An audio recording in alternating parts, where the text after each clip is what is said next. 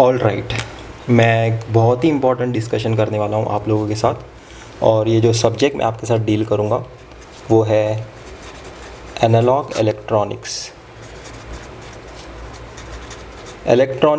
Analogue electronics एक बहुत ही important subject है अगर आप इलेक्ट्रॉनिक डिवाइसेस सब्जेक्ट समझना चाहते हो। हम क्यों जब भी लैपटॉप ख़रीदते हो उसमें एक एयर कूलर होता है, हम क्यों साइबर कैफ़े में हमेशा फ़ैन्स या फिर एसी लगा के रखते हैं, हम क्यों हमेशा वरीड रहते हैं कि इलेक्ट्रॉनिक डिवाइसेस जो भी हमारे आसपास डिवाइसेस हैं उसमें टेम्परेचर मेंटेन रखना क्यों इतना ज़्यादा ज़रूरी है, ये सारे आंसर्स करेगा आपको एनालॉग इलेक्ट्रॉनिक्स सब्जेक्ट। बहुत ही इंटरेस्टिंग सब्जेक्ट है। हर मैं कॉन्सेप्ट के रिलेटेड आपको कुछ ज़्यादा बताने की कोशिश करूँगा जो बहुत सारे फैकल्टीज़ मिस कर देते हैं, और आपका इंटरेस्ट बनाने की कोशिश करूँगा एनालॉग इलेक्ट्रॉनिक्स में। तो एनालॉग इलेक्ट्रॉनिक्स में हम सबसे पहले डील करते हैं कि टेम्परेचर के साथ इसका क्या वेरिएशन। जैसे मैं टेम्परेचर को बहुत ज़्यादा इंपॉर्टेंस दिया हूँ, तो टेम्परेचर के साथ इसका क्यों इतना ज़्यादा इंपॉर्टेंस है वो हम समझने की कोशिश करते हैं। मैं मटेरियल को सबसे पहले क्लासीफाई करना चाहता हूँ, और हम किस टाइप के मटेरियल में इंटरेस्टेड हैं वो आपको बताना चाहता हूँ।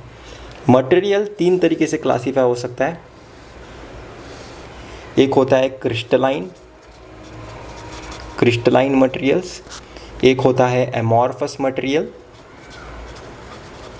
और एक होता है प्यूसिड्यू क्रिस्टलाइन मटेरियल।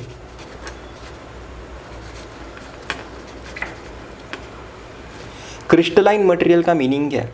क्रिस्टलाइन मटेरियल एक ऐसा मटेरियल होगा जिसमें सारे एटम्स एक पर्टिकुलर पैटर्न के साथ रिपीट हो गए, उनमें पीरियोडिसिटी होगी, ऐसे kind of arrangement of atoms. ठीक है, किसका मैं बात कर रहा हूँ? एटम्स के बारे में बातें कर रहा हूँ मैं। एटम्स के अरेंजमेंट के बेसिस पे मटेरियल को क्लासीफाई कर रहा हूँ। तो ऐसा अरेंजमेंट जहाँ आपको मिलेगा, जहाँ पे एक स्पेसिफिक पैटर्न होगा, उस काइंड ऑफ मटेरियल को हम कहते हैं क्रिस्टलाइन मटेरियल। एमॉर्फस मटेरियल क्या होगा? कोई भी एक ऐसा मटेरियल जिसमें रैंडमली डिस्ट्रीब्यूटेड है एटम्स, इसे हम कहते हैं एमॉर्फस मटेरियल। प्यूसिड्यू क्रिस्टलाइन क्या होगा? दोनों का मिक्सचर होगा, मतलब उसमें पैटर्न भी होना चाहिए और थोड़ा रैंडमनेस भी होना चाहिए। तो इस सेक्शन में वो इस तरीके का पैटर्न दिखाएगा, इस सेक्शन में वो इस तरीके से पैटर्न दिखाएगा, इस सेक्शन में वो इस तरीके से पैटर्न दिखाएगा ऑफ एटम्स। तो इसमें पैटर्न भी है और रैंडमनेस भी है, इसलिए इसे प्यूसिड्यू क्रिस्टलाइन कहते हैं। और हमारे कोर्स में हम जिस मटेरियल में सबसे ज़्यादा इंटरेस्टेड हैं वो है क्रिस्टलाइन मटेरियल, क्योंकि हमारा सिलिकॉन सेमीकंडक्टर, हमारा जर्मेनियम सेमीकंडक्टर, ये मैं फ्यू सेमीकंडक्टर्स के नाम आपको इंट्रोड्यूस करा रहा हूँ। आगे कोर्स में आप बहुत सारे सेमीकंडक्टर्स के बारे में देखोगे। तो ये दोनों सेमीकंडक्टर क्रिस्टलाइन मटेरियल है।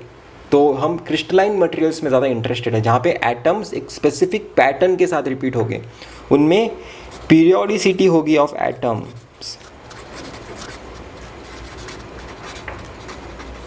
ठीक है, यह हमें एक बहुत ही ज़्यादा इम्पॉर्टेंट चीज़ मैंने यहाँ पे लिखी है, क्योंकि अगर मैंने थोड़ा सा भी अगर आपके सामने डायग्राम बना के दिखा दिया एटॉमिक अरेंजमेंट का, तो आपको एज्यूम करना पड़ेगा कि पूरे बल्क में वैसा ही अरेंजमेंट होगा।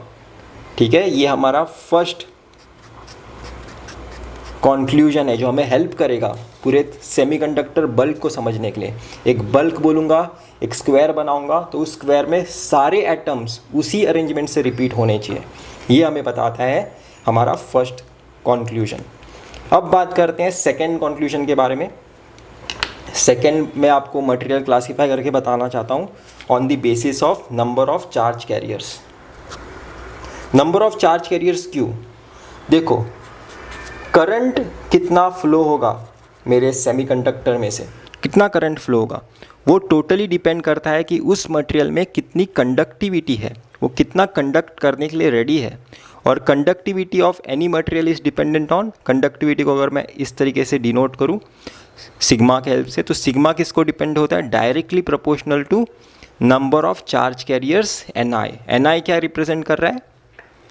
Number of charge carriers. तो मैंने क्या जाना, अगर मैं चाहता हूँ मेरा सेमीकंडक्टर में ज़्यादा करंट फ्लो, सेमीकंडक्टर में नहीं, किसी भी मटेरियल में अगर मैं चाहता हूँ कि मेरा करंट ज़्यादा फ्लो हो, तो उसमें नंबर ऑफ़ चार्ज कैरियर्स ज़्यादा होने चाहिए। तो नंबर ऑफ़ चार्ज कैरियर्स के बेसिस पे हम करंट कंट्रोल कर सकते हैं। अगर मैंने कम नंबर ऑफ़ चार्ज कैरियर्स दिए तो वहाँ पे करंट फ्लो होगा ही नहीं।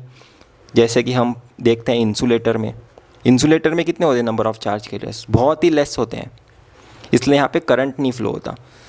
और अगर मैं सबसे ज़्यादा हाई किस में होते हैं बात करूँ तो नंबर ऑफ़ चार्ज कैरियर्स सबसे ज़्यादा हाई होते हैं मेटल्स में, सबसे ज़्यादा हाई होते हैं। इसलिए आप मेटल में हाईली कंडक्टिविटी होती है, इसलिए हम बोलते हैं जैसे ही आप करंट फ्लो कराओगे, अगर छुओगे तो हाथ शॉक लगेगा आपको, ठीक है, बहुत ही ज़्यादा।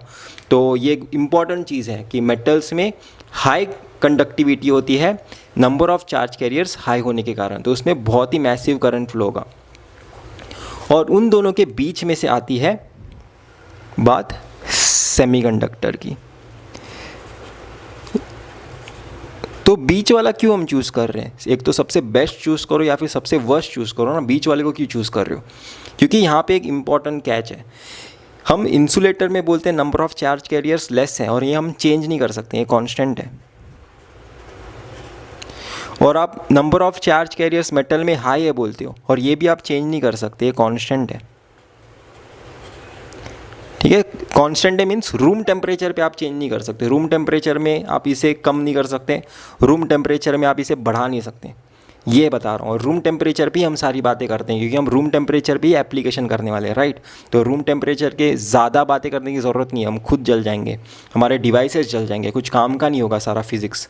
तो हम जो भी बातें कर रहे हैं उसमें इम्पॉर्टेंट बात याद रखो, सारा डिस्कशन होगा रूम टेम्परेचर के लिए। तो रूम टेम्परेचर में आप इंसुलेटर में चार्ज कैरियर कांस्टेंट है, आप इसे ज़्यादा नहीं कर सकते, ये हमेशा लेस ही होगे। और रूम टेम्परेचर में मेरे मेटल्स में कॉन्सेंट्रेशन कांस्टेंट होगा, हाई होगा, इसे आप कम नहीं कर सकते। मेटल्स कम नहीं हो सकता, इंसुलेटर ज़्यादा नहीं हो सकता, पर ये सेमीकंडक्टर जो है ना मटेरियल, इसमें मैं अपना कॉन्सेंट्रेशन बढ़ा भी सकता हूँ और इसमें अपना मैं कॉन्सेंट्रेशन कम भी कर सकता हूँ। मतलब इंसुलेटर की तरह भी बिहेव कर सकता है और मेटल्स की तरह भी बिहेव कर सकता है, सिर्फ एक चीज़ कंट्रोल करके, टेम्परेचर, ठीक है। तो मैं अपने डिवाइस को ऑन भी करा सकता हूँ टेम्परेचर बढ़ा के, और मैं अपने डिवाइस को ऑफ़ भी करा सकता हूँ टेम्परेचर कम करके। ऑफ़ ऑन क्यों बोल रहा हूँ और टेम्परेचर बढ़ा के क्यों ऑन होगा, टेम्परेचर कम करके क्यों ऑफ़ होगा, ये हम जानेंगे आगे आने वाले वीडियोस में। पर हमने इस वीडियो में कंक्लूजन ये किया है कि जैसे मैं टेम्परेचर इंक्रीज़ करूँगा, मेरा NI जो है नंबर ऑफ़ चार्ज कैरियर्स, वो इंक्रीज़ होगा। ये कैसे होगा वो देखेंगे हम, पर अभी के लिए समझो, अभी के लिए एज ए फैक्ट ले लो। और जैसे मैं टेम्परेचर डिक्रीज़ करूँगा, मेरा NI डिक्रीज़ होगा, मतलब मैं अपना NI अभी कंट्रोल कर पा रहा हूँ। ये मुझे एडिशनल एडवांटेज मिला है सेमीकंडक्टर में, जो मुझे नहीं मिला था मेटल्स में और इंसुलेटर में। ये भी एक इम्पॉर्टेंट कंक्लूजन हमने किया है। सबसे पहला हमने कंक्लूजन इस वीडियो में क्या किया था कि एटम्स पीरियोडिकली रिपीट हो गए थ्रू आउट दी मटेरियल, और मैं उसमें जो भी चार्ज कैरियर्स हैं, इलेक्ट्रॉन्स, होल्स, वो मैं टेम्परेचर के साथ बढ़ा भी सकता हूँ और टेम्परेचर के साथ कम भी कर सकता हूँ। इसलिए हम सेमीकंडक्टर को प्रीफर करते हैं क्योंकि ये हमें एडिशनल फैसिलिटी मिलती है। अभी हम ये चीज़ कैसे होती है वो देखेंगे हमारे नेक्स्ट वीडियो में।